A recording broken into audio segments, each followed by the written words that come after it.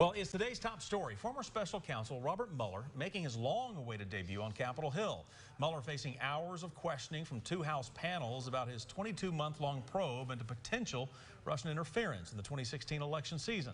Now, his responses were short and one word, frustrating lawmakers on both sides. Lori is with our legal analyst tonight, sorting through what his statement means in tonight's Ask Isaacs.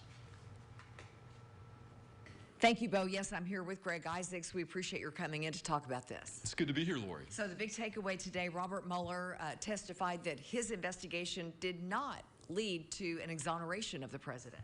A number of bombshells during his testimony today.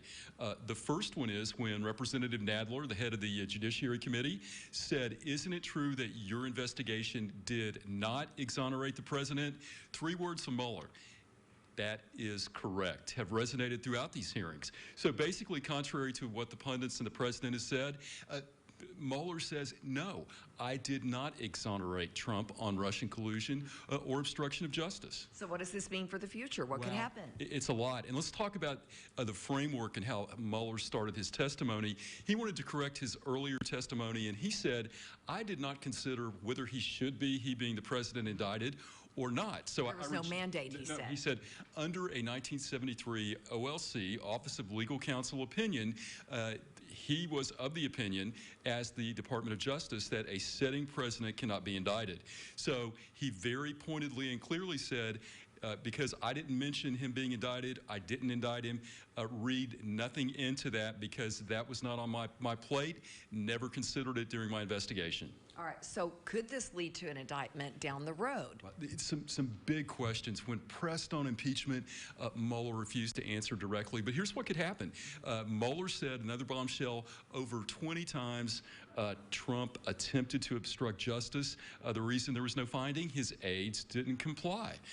Mueller refused to answer questions over 100 times, but under Article 2, Section 4 of the Constitution, a president can be removed for office for bribery, treason, or other high crimes and misdemeanors.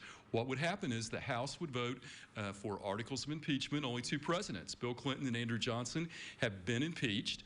Then you only need a majority vote in the Congress. Then it would go for a trial in the Senate, where you would have to have a 2/3 vote for removal. So based on this report and the information that's coming out, this could be a reality. Now, the other thing that's really intriguing, the statute of limitations, Lori, for obstruction of justice is 5 years. So what if President Trump is reelected?